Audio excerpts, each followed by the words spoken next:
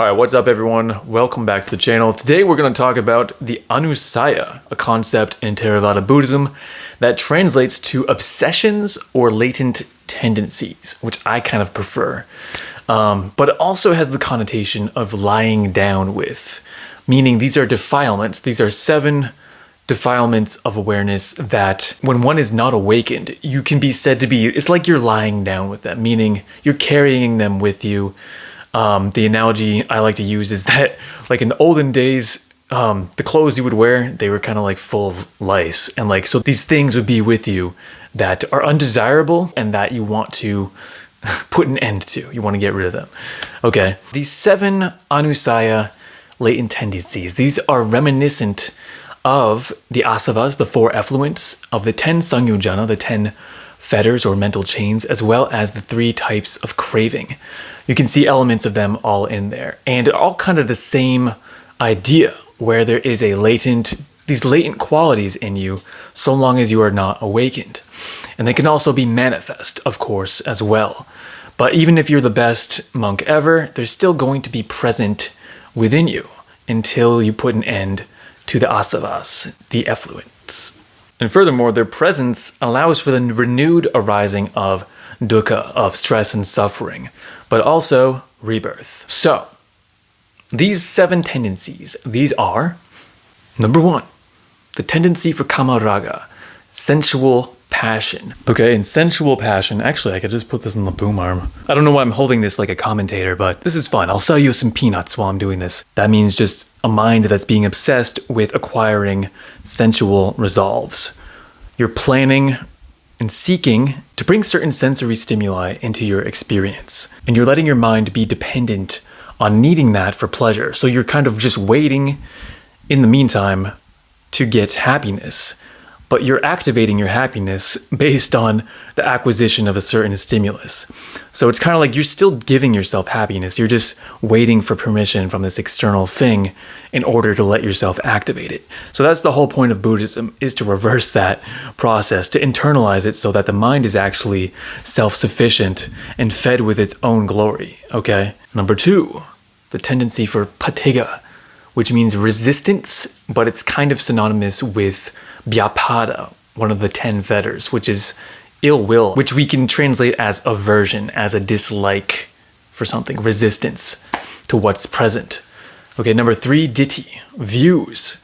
And I take this to mean speculations, like the desire to uphold speculations as opposed to direct knowledge and vision about the truth of reality.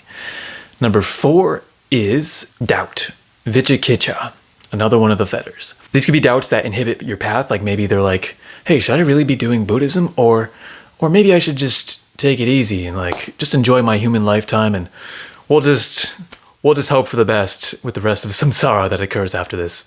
We'll just forget about the possibility of becoming a horse in a stable or somebody's pet hamster.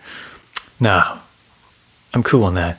All right, so number 5 is mana, conceit. To me, this is the desire to have a sense of self in juxtaposition to a world of separate other objects, as opposed to like the definition of like selfishness. But it still holds that core energy, just like the word ahankara, the I maker. Okay, next Anusaya, obsession or tendency, is bhava raga. Sorry, I went too hard on that. Bhava raga. Okay, this is passion for becoming. And what this means, what becoming is, this is an important term in Buddhism. It means the desire for renewed existence, for perpetuating identities. To give you an example, when you have some kind of sensual resolve to acquire something, maybe it's like, I'm gonna get that pizza, you know? And so what happens is that creates an identity. And that identity is waiting to be born, so to speak.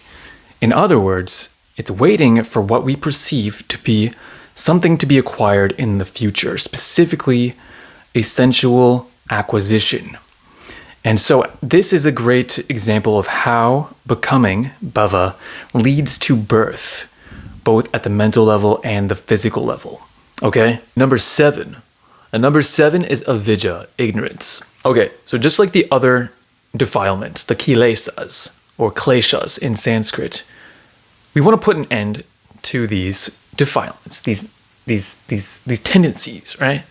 We want to put an end to them so that they never cause the conditions for rebirth ever again, or stress and suffering. So as an example of that, let's look at Anguttara Nikaya 7.12. Okay, and by the way, if you want to see I'll show it on the screen actually. If you want to see the 7 Anusaya, they come from 7.11. And this is just the next passage, okay? So here's a reading from that passage. Monks, with the abandoning and destruction of the 7 obsessions, the holy life is fulfilled. Which 7? And then he lists all of them. When, for a monk, the obsession of sensual passion has been abandoned, its root destroyed, made like a palmyra stump, deprived of the conditions of development, not destined for future arising. This is called a monk who has cut through craving, has turned away from the fetter, and by rightly breaking through conceit, has put an end to suffering and stress. Okay, I want to give you guys more direct examples of sutras like that, but that's kind of like, that's showing you the Buddha's mentality behind teaching this in the first place. Now, there's actually a second important sutra on this topic that I want to show you guys from Samyutta Nikaya 12.38. In this one, he demonstrates how, through the mechanism of consciousness, kind of like dependent origination, paticca samuppada, a subject that I'm going to get to eventually in a different video. In that kind of way, he shows you how these latent tendencies actually originate stress, originate identities, originate birth, aging, illness, and death. So let's read. Staying at Savatthi, one of the places that the Buddha taught at, the Blessed One says, what one intends, what one arranges, and what one obsesses about, this is a support for the stationing of consciousness. There being a support, there is a landing or an establishing of consciousness. When that consciousness lands and grows, there is the production of renewed becoming in the future. Remember, that's the word bhava, becoming.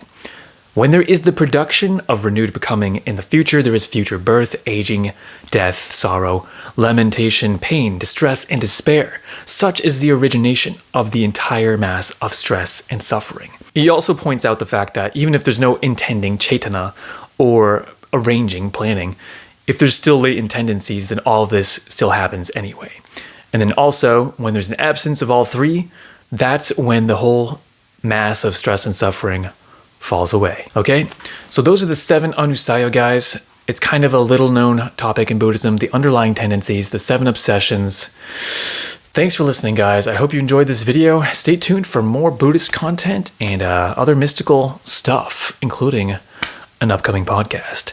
All right, so hit like, hit subscribe, and yeah, check out my t-shirts below actually as well.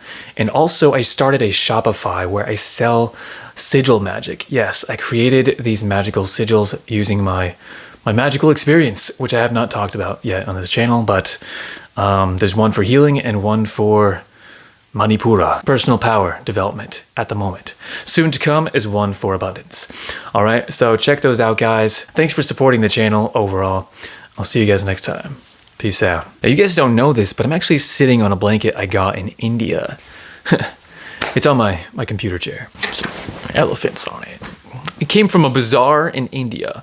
Literally a bazaar, like an indoor kind of vendors everywhere with blankets and such. Very cool. I plan on doing an India vlog soon. We'll try to do that.